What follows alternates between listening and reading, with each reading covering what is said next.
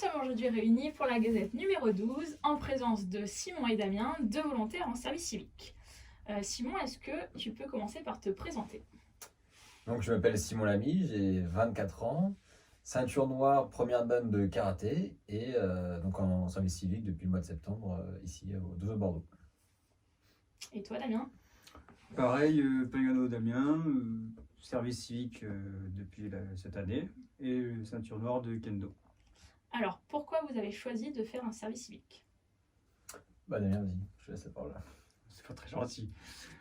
Au départ, franchement, je pense que c'est pareil pour Simon, je ne savais pas que c'était un service civique. J'avais vu l'annonce sur internet et je me suis dit, allier ma passion qui est le kendo avec un travail, je voulais en plus savoir ce que c'était derrière le derrière du dojo.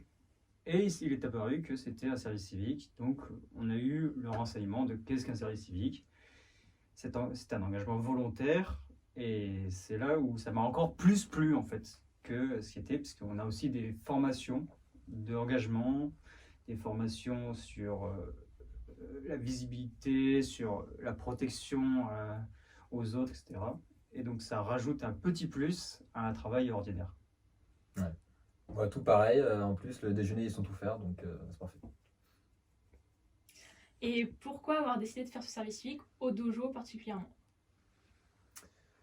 Comme nous sommes tous les deux pratiquants d'arts martiaux, respectivement karaté et kendo, c'est plus intéressant pour nous d'allier notre pratique et un petit travail à côté. Surtout que nous étions les mêmes adhérents au sein de la même association sportive à Union Saint-Bono. Et être service civique de dojo nous permet de voir l'autre côté du bureau, qui est donc l'organisation, la gestion, le pilotage d'une association. Et tout ça, donc c'est très enrichissant. Et est-ce que vous pouvez nous parler un peu de votre pratique sportive justement? Parce que c'est rare quand même d'avoir des services civiques qui pratiquent des arts martiaux, donc... Moi j'ai commencé le karaté tout petit. J'ai suivi dans les enseignements de monsieur Régis Jacquet à Bordeaux. Je me suis tourné aussi également vers la compétition, j'en ai fait beaucoup en universitaire. Et j'ai passé la ceinture noire en 2018, et là je prépare ma deuxième dan. Et je prépare également, j'ai même terminé ma formation pour devenir instructeur fédéral de karaté. Donc plus que passer l'examen de terminale, et puis ça sera bon. Voilà. Pour ma part, j'avais commencé par le judo à Blanquefort avec monsieur Toulouse. C'était plutôt ludique pour un enfant, quoi. Puis je me suis arrêté au collège pour plutôt partir dans les sports d'équipe avec le handball à Bruges. Et fin collège, j'en avais un peu marre des sports d'équipe et je voulais revenir sur les arts martiaux, mais plus faire dans le contact et dans quelque chose qui pourrait me servir dans la vie active, ce qui, je pense, devrait être séparé. Du coup, j'ai trouvé le kendo à l'Union Saint-Bono. Je connaissais la professeure Satoko Ihara et j'ai commencé avec eux. Du coup, fin collège, j'ai passé ma ceinture noire premier dan. C'était en première, donc 3 ans après. Et depuis, je suis troisième dan. Ok. Et qu'est-ce que vous faites tous les deux en parallèle de votre service civique? Donc je passe le concours garde de la paix de la police nationale pour à terme rentrer dans les forces de l'ordre et pourquoi pas à l'intérieur devenir instructeur, faire profiter à l'institution policière mes années de pratique en karaté et en art martial.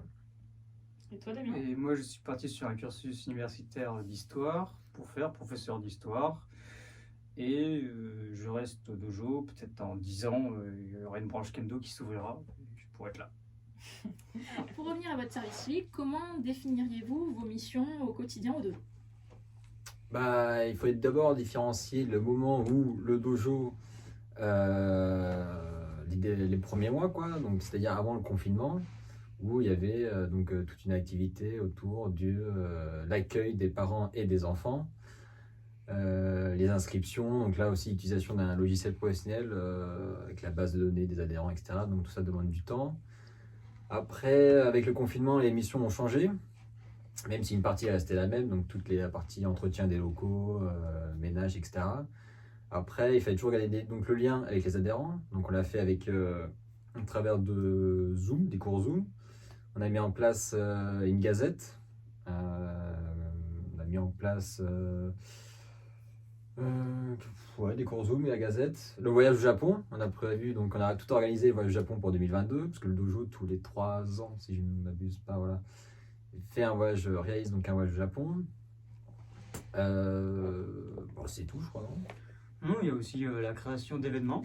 Oui. C'est-à-dire qu'on a eu des événements à faire sur place avec la chasse aux œufs. Il fallait être sur place après avoir créé. Et on avait, surtout pour les adultes d'ailleurs, des challenges, comme en ce moment le Summer Body, pour ça pour ceux qui veulent travailler leur corps, mais surtout Comment ressembler? la Ligue des Warriors, par exemple, qu'il fallait mettre en place, qui est des challenges. Et quand on a un tout petit peu de temps qui nous reste et qu'on a le courage, on y participe. Ouais. En fait, vos missions ont carrément changé depuis la crise sanitaire. Vous avez dû repenser votre manière de travailler. Voilà, il a fallu s'adapter, oui, Ouais. à cette situation. C'est-à-dire que si on s'était contenté à faire ce qu'on avait commencé à faire, on aurait eu, ça a été un peu la discussion en stage au CPCV, on aurait eu, comme certains, un demi-service civique, dans le sens où on n'aurait pas eu l'expérience totale d'un service civique normal. Grâce à cette adaptation, en fait, toutes nos journées sont remplies, donc je pense on a atteint l'objectif. Ouais. La CPCV, c'est l'organisme qui gère les services civiques en Gironde, ouais. Pour préciser. D'accord, donc vous êtes donc bénévole, pratiquant d'arts martiaux, et donc depuis que vous êtes au club, est-ce que votre rapport au sport, il a un peu évolué? Est-ce qu'il y a des choses qui ont changé par rapport à vous pratiquant avant d'être bénévole? Bah, tout d'abord, moi j'ai repris le judo. Voilà, tout simplement. L'équipe bénévole et encadrante, donc tuteur Mickaël, Adam et Loïc, font du judo, et ça m'a pris comme ça. J'ai envie de ressentir les sensations du judo, ça faisait longtemps. Et je dois dire que je compte y rester un bout de temps quand même. Ce nouveau judo que je n'avais jamais vu.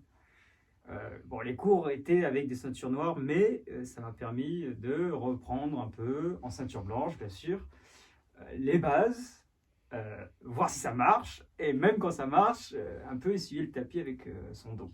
Mais c'était amusant. Et je compte bien continuer d'ici là.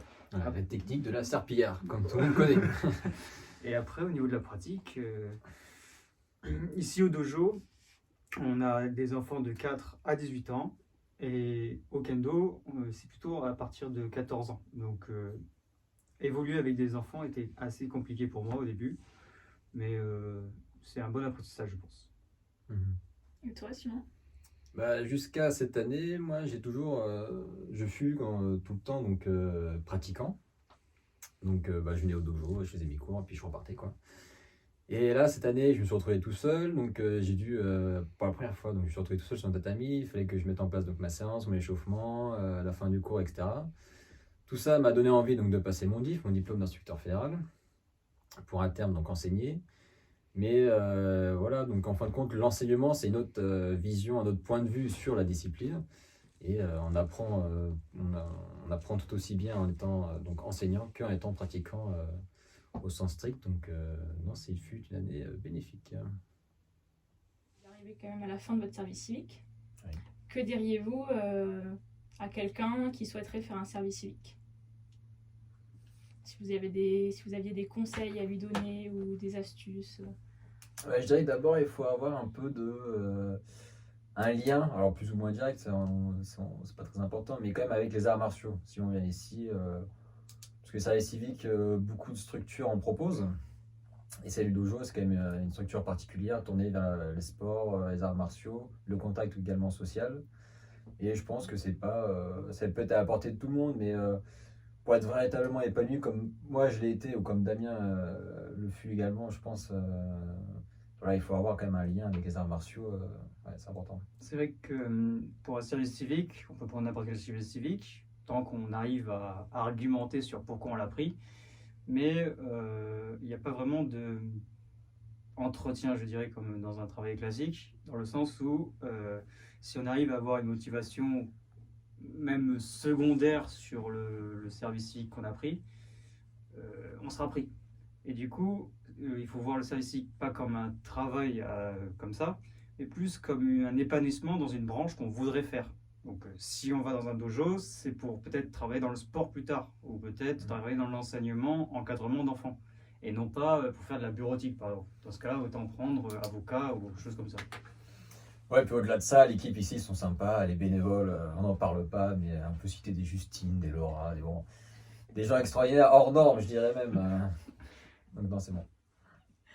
Bon, maintenant, on va finir sur une note un peu plus légère, en espérant qu'on puisse bientôt voyager. Mais quel sera votre prochain voyage de prévu? Libourne, j'aime beaucoup cette ville. Non, je plaisante. Non, moi, je voudrais bien partir au Japon aussi, suivre le dojo, mais on sait pas trop un peu ce que l'avenir nous réserve. Mais Est-ce que vous pourriez nous parler un peu de ce voyage? c'est un projet. Enfin, de ce projet Japon 2022. C'est pas secret. C'est secret. Non, en préparation, mais on peut peut-être lâcher des petites pour venir les appâter un peu. c'est quoi ça? Les appâter un peu. C'est 2 semaines au Japon, une semaine à Tokyo, une autre à Fukuoka, j'allais dire Osaka, mais au Fukuoka. Et c'est 2 semaines de pratique avec des locaux, oui, des Japonais. De pratiques intensives dans des clubs et associations autochtones. Avec obligation culinaire aussi, il faut manger le régime sur place. Voilà.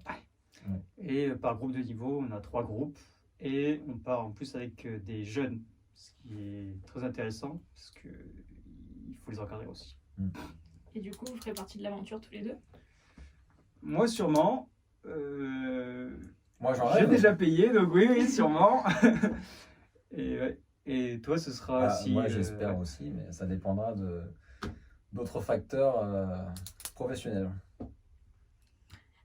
Pour finir, est-ce que vous voulez rajouter le petit mot de la fin? Comment Mot de la souhaitez-vous fin, terminer? je pense qu'on peut quand même remercier Loïc et Mickaël, nos tuteurs, de nous avoir encadrés toute l'année. Puis remercier l'équipe des bénévoles, il y a quand même une bonne ambiance au dojo. Et puis... Sans oublier Adam. Sans oublier Adam. On le voit pas. Oui, non, j'allais dire une bêtise, mais. On le voit souvent. On le voit souvent, Adam. Il faut juste un peu baisser les yeux. C'était qu'il a dit ça. Non, voilà, puis on espère aussi retrouver les adhérents l'année prochaine, en septembre prochain, dans les meilleures conditions possibles. Voilà. Merci à tous les deux et à très vite Merci à vous. dans la prochaine Gazette.